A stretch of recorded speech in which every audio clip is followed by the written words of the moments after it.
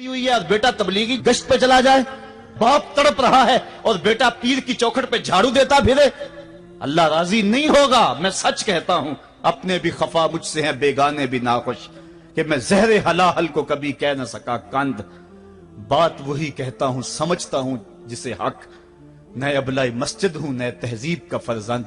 मोहम्मद अरबी सल्लल्लाहु अलैहि वसल्लम से बड़ा पीर कौन हो सकता है? लेकिन हजरते वो वैसे करनी नहीं आ रहे।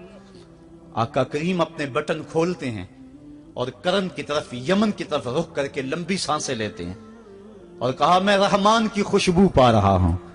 एक दिन सहाबा ने पूछा, बंदा नवाज जिसके लिए तड़पते हो, जिसकी ठंडी हवाएं आपको आ रही हैं, वो आपका बड़ा प्यार करने वाला है? कहा, हाँ, मेरे से बड़ी मोहब्बत करता है। तो कहा, फिर इतनी मोहब्बत करता है तो यमन तो दूर नहीं है, बिलाल हबश से आ गया, सलमान फारस से आ गया, सुहैब रूम से आ गया, और वो यहां यमन से नहीं आ सका। फरमाया, उसकी बूढ़ी और नाबीना मां है जिसकी खिदमत उसको नहीं आने देती। अल्लाह अकबर। अब हजरत वैसे करनी नहीं आए, लेकिन खैरुत ताबीन कहलाए। आए नहीं, लेकिन हुजूर उनकी याद में तड़प रहे हैं। अल्लाह, बल्कि हुजूर ने फरमाया कि कोई जाए ओवैस बिन आमिर को मिले, और जब मिले तो उसको कहना मेरी उम्मत की बख्शिश की दुआ करे। जो मां बाप की खिदमत करता है, इससे साबित हुआ उसकी दुआएं कबूल होती हैं। मैंने एक रिवायत में पढ़ा है कि जो आदमी रोजाना अपने वालदैन के लिए दुआ करे, वालदैन जिंदा हो तब भी, वालदैन फौत हो गए हों तब भी, ये आदत बना ले, रोजाना मां बाप के लिए दुआ करे, सारी जिंदगी उसके रिज्क में बेबरकती नहीं आएगी, अल्लाह उसको रिज्क की फरावानी अता कर देगा। और जो वालदैन के लिए दुआ नहीं करता, अल्लाह ताला की रहमतों से महरूम हो जाता है। हजरत अबू हुरैरा रज़ी अल्लाह ताला अन्हु जब भी हाथ उठाते थे तो ये दुआ करते थे, अल्लाहुम्मा अग़फ़िर ले अबी हुरैरा वाले उम्मी वाले मन इस्तग़फ़र लहुमा।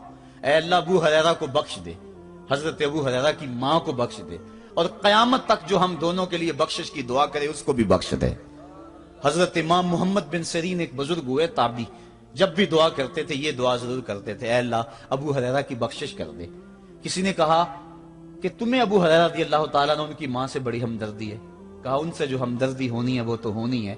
उन्होंने कहा हुआ है, अल्लाह अबू हुरैरा और उनकी मां को बख्श दे, जो इनके लिए दुआ करे उसको भी बख्श दे। तो मैं दुआ करके अपनी बख्शिश पक्की कर रहा हूं। तो वालदैन के लिए दुआ करना अल्लाह की रहमत को दावत देना है। तो फरमाया कि जाओ ओवैस बिन आमिर को जाना और जाके उसको मेरी उम्मत के लिए दुआ का कहना। हजरत सैयदना उमर फारूक हजरत अली मुर्तजा गए, जाके ढूंढा, तलाश किया, ओवैस बिन आमिर मिले, हुजूर का सलाम कहा, बस फूट फूट के रोने लगे। कहा, बताओ मेरे रसूल के लबों पे मेरा नाम कैसे आया था? हुजूर मेरा जब तज़किरा करते थे कैसे करते थे?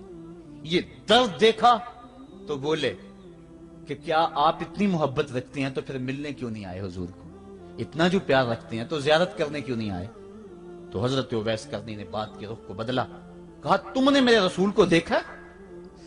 तुमने मेरे रसूल की ज़ियारत की है? कहा, हाँ, हम तो सुबह शाम वहां रहे हैं। कहा, फिर बताओ हुजूर के ये अबरू जुड़े हुए थे या खुले हुए थे? अब दोनों हैरान हो गए। कहा, तुमने तो देखा, मैंने तो देखा नहीं, तुम बताओ ना। फिर मैं तो गया नहीं, मुझे कहते हो गया नहीं, तुम बताओ हुजूर के अबरू जुड़े हुए थे या खुले हुए थे? हैरान हैं। कहा, हुजूर आप ही बतलाइए। कहा, कोई दूर से देखता तो जुड़े हुए नजर आते, करीब आके देखता तो खुले हुए नजर आते। ये वो है जो मां की खिदमत करता रहा और हुजूर के दरबार में हाजिर नहीं हो सका, लेकिन हाजिरी उसकी थी, वो जहां भी था वो नबी के कुरब में था। तो इसलिए मां बाप की खिदमत इतना बड़ा वजीफा है। हजरत बायजीद बुस्तामी कहते हैं, मैंने हक माफ करवा लिया अपनी मां से, कि मां तेरे हक अदा करूं या अल्लाह के हक अदा करूं? तू मुझे अपने हक माफ कर दे, मैं अल्लाह से अपने हक माफ करवा लेता हूं, अपनी अल्लाह को राजी कर लेता हूं। जंगलों में घूमते रहे, 12 साल बीत गए। एक दिन दोबारा आए, बुस्ताम की समझ से गुजरे, ख्याल आया चलो मां को सलाम कर जाऊं। तहज्जुद का वक्त था, रात का वक्त था, दरवाजे पे खड़े रह गए कि मेरी मां सोई होगी, मैंने कभी कोई खिदमत नहीं की मां की, तो अब उठा के तकलीफ क्यों दूं? सारी रात खड़े रहे। जब तहज्जुद का वक्त गुजरा तो नाली से पानी आया, समझ गए कि मेरी मां तहज्जुद के लिए उठी है। दरवाजे के करीब हो गए तो मां ने हाथ उठा लिए, कहा, अल्लाह मेरा बेटा बायजीद तेरी तलब में निकला हुआ है, मैंने उसे अपने हक माफ कर दिए, तू उसको अपना विसाल अता कर दे।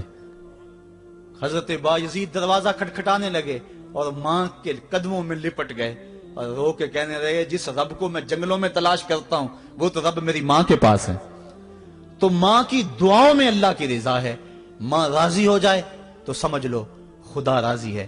اللہ تعالیٰ جل شانہ نے ارشاد فرمایا وَقَضَىٰ رَبُّكَ أَلَّا تَعْبُدُوا إِلَّا إِيَّاهُ، تیرے رب نے یہ طے کر دیا ہے کہ اس کے علاوہ کسی کی پوجا نہیں کرو گے، وَبِالْوَالِدَيْنِ إِحْسَانًا، اور والدین کے ساتھ اس نے سلوک سے پیش آؤ گے۔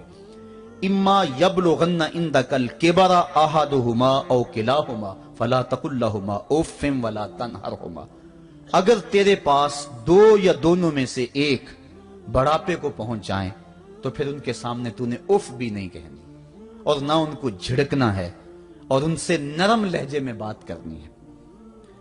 جب ماں باپ جوان ہو، بچوں کی ضروریات پوری کر رہے ہیں، ان کے تعلیمی اخراجات اور ان کے معاشی سارے معاملات درست کر رہے ہوں، تو اس وقت تو والدین کی بچے تعظیم کرتے ہی ہیں۔ امتحان اس وقت شروع ہوتا ہے جب ماں باپ بوڑھے ہو جاتے ہیں اور چلنے پھرنے کی سخت بھی نہیں رہتی، صرف سانس کی ایک ڈوری لٹکی رہتی ہے، اور جس طرح بچہ اپنے بدن سے مکھی بھی نہیں اڑا سکتا تھا، اب یہ حالت ماں باپ پر آ گئی اور بچے کی طرح مزاج چڑچڑا ہو گیا۔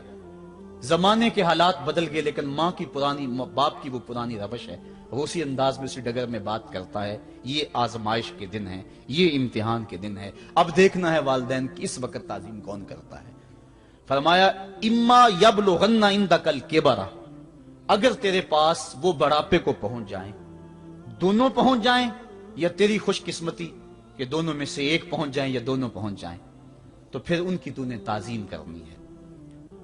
کیا کیسے تعظیم کرنی ہے؟ فلا تقل لہما اف، تو نے ان کو اف بھی نہیں کہنا۔ حضرت امام فخر الدین رازی کے حوالے سے میں آج ہی صبح یا گزشتہ شب اف کی تشریحات دیکھ رہا تھا، انہوں نے 12-13 اقوال بیان کیے ہیں لیکن 2 قول فرماتے ہیں۔ اف یہ ہے کہ انسان کے بدن کے اوپر جو شفاف رہتا ہو، صاف رہتا ہو، مٹی پڑ جائے، ریت کا ذرہ پڑ جائے تو اس کو پھونک مار کے اس کو ہٹاتا ہے، تو وہ پھونک سے جو آواز پیدا ہوتی ہے اس کو عربی میں اف کہتے ہیں۔ تو پھر اف ہر اس چیز کے لیے منقول ہو گیا جو ناپسندیدہ ہے۔ ایک تو قول یہ ہے کہ والدین کے سامنے اس احتیاط سے رہو۔ دوسری بات آپ فرماتے ہیں اف کا مفہوم یہ ہے کہ جب ماں باپ بوڑھے ہو جائیں تو بول و براز چارپائی پہ نکل جاتا ہے اور انسان ان کو اٹھا کے ان کی خدمت کرتا ہے، صفائی کرتا ہے، کپڑے بدلتا ہے۔ انسان کی طبیعت میں جو فطری نفاست ہے اس کے تحت اس کو ماں باپ سے جو مکروہ اور ناپسندیدہ بو آتی ہے اس سے وہ بچنا چاہتا ہے۔ وہ نفرت ماں باپ سے نہیں ہوتی، وہ نفرت اس بدبو سے ہوتی ہے جو ماں باپ کے بدن سے یا چارپائی سے یا کپڑوں سے اٹھ رہی ہے۔ تو بندہ اپنے جو ہے وہ ناک پہ کپڑا رکھ لیتا ہے اس بدبو سے بچنے کے لیے۔ تو اف کے مفہوم کو بیان کرتے ہوئے حضرت امام رازی کہتے ہیں کہ انسان کو اس بات سے بھی روکا گیا ہے کہ تو اپنے ناک پہ کپڑا رکھ کے اگر ان کو صفائی کر رہا ہوگا تو ماں باپ کے نازک دل پہ کہیں یہ بوجھ نہ آ جائے کہ میرا بیٹا مجھ سے نفرت کر رہا ہے۔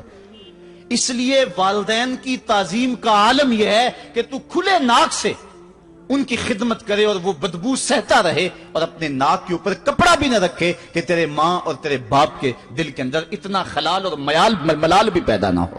یہ ہے اف کا زمرہ۔ حضرت امام حسن رضی اللہ تعالیٰ عنہ نے ساری زندگی اپنی والدہ حضرت فاطمہ الزہرا کے ساتھ بیٹھ کے کھانا نہیں کھایا تھا۔ ایک دن حضرت سیدہ فاطمہ نے فرمایا کہ بیٹا میرا جی چاہتا ہے کہ میرے ساتھ تم بیٹھ کے کھانا کھاؤ، لیکن تم نے کبھی بھی میرے ساتھ بیٹھ کے کھانا نہیں کھایا، کیا وجہ ہے اس کی؟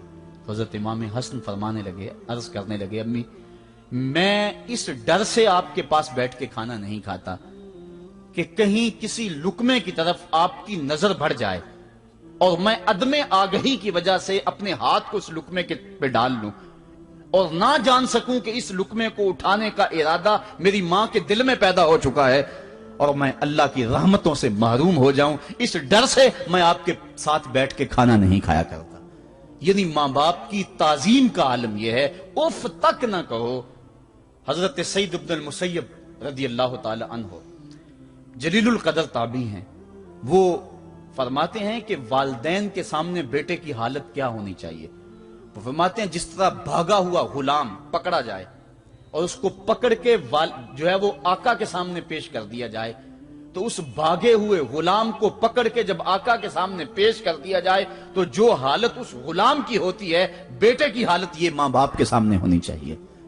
अब उन बेटों को सोचना चाहिए जो अपने मां बाप को दकियानुसी का ताना देते हैं और समझते हैं ये ओल्ड फैशन है, इन्हें क्या पता जमाना कहां चला गया है, और उनके फैसलों को मुस्तरद करते हैं।